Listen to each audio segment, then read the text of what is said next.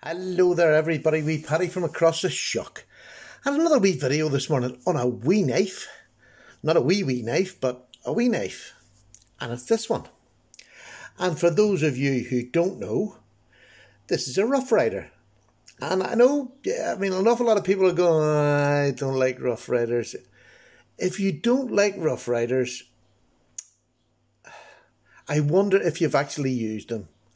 Because to me, value for money, you know I love my Ganzos.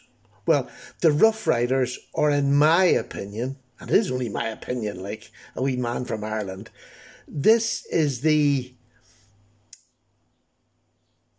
competition for one of the best value companies in traditional knives, traditional patterns. They've been taken on by Smoky Mountain Knife Works. They're the ones who make them. They're the ones who promote them. And to be honest with you, I don't think they're promoted enough because they are just incredible value.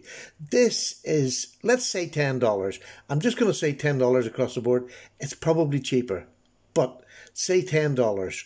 It's a wee bit dearer over here, but not that much. So we'll say for a $10 knife. So we're talking budget, right? This little knife, just look how pretty this little... I'm just going to take you around this for a walk. Look at that. It's a cotton sampler, which goes back... A lot of traditional knives go back to being working knives. And they were made for a purpose, for a job, like cattlemen, like cotton samplers, like all sorts of jobs that you can think of.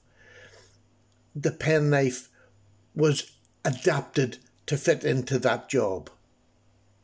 This one, a cotton sampler, was back in the time when the fields were full of cotton and the owners would come and check the bales of cotton.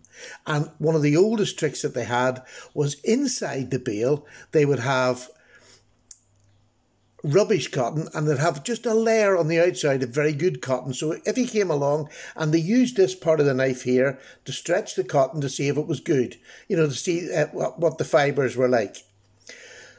So the owners would have had this made, or somebody would have done in the beginning, and it was a bigger knife. This is just a tiny version of it. It was a bigger knife, and they would put it inside the cotton, and they would have cored it, brought it out, and then stretched it over here to see whether the good cotton was also in the centre or inside the bale, rather than just on the outside, and people trying to rip them off. So there you go. It's a really simple reason why you would have a knife with this shape. It was a core and you could stretch the fibres over. This is not sharp in here. This is blunt where they would have stretched it over. So it's a story. And I mean, you can go into more depth in the story as you can with most traditionals. And it's something that modern knives don't tend to have that much. Although, yes, the likes of Buck and when Spyderco came out, and they did make knives for specific purposes. But more so with the old traditional ones, where they started, where the patterns all started. They call them patterns, and they call these covers. They have a whole different language. And I keep saying that it's another part of this hobby that if you haven't tried it, this is a great way to go. Because it's so cheap, and you get the pattern, and then you can find out a bit about it. But also, this to me, I use as a secondary carry, because not only is it pretty and it's bone, it's just plain cow bone, but then it's jigged to look like stag. So it's brown stag bone, but it is proper bone, and it is a proper knife, and it cuts just like a proper knife.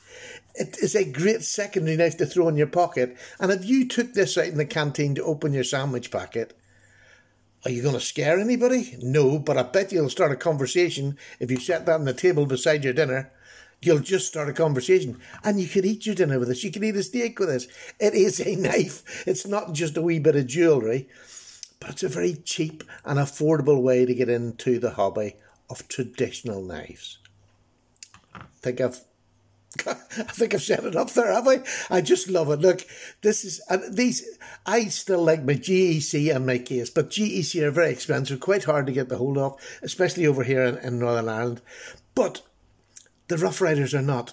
They're sold everywhere, and they are quality especially if you can see them in hand. But even if you can't, what are you going to risk? $10? What's it going to have? A wee gap at the back? So what? As long as it functions as a wee knife and you can see what it is, so what for $10? And I'm going to say that most Rough Riders, I think all the ones that I've seen are all under $20, so you're not going to get hammered. So what size is it? Look, here we are. Here's a wee size. Come on, there's a peanut. And this is the Rough Riders peanut. And again, I'm going to give that blade a wee quick. Again, I use this as a secondary knife. It has the two little blades on it. And again, look, strangely enough, it cuts just like a knife. And it will do you for a complete day of just opening packages, letters, cutting your dinner up a wee bit. Beautiful little secondary knives, and you don't have to take your big scary folder. And here we are, here's today's carry. I don't have to take that big scary folder out. I can take one of those out as a secondary knife, and this can stay sharp for when I need it. So, we'll take that ugly big brute away from them lovely wee knives. And I just thought I'll bring out, this is one I showed earlier on the year, but haven't had it for longer now. How beautiful is that? This is the Buckshot. It's on white bone, Buckshot. It has got red liners that not only go along the bone, but up the sides. It is perfectly fitted.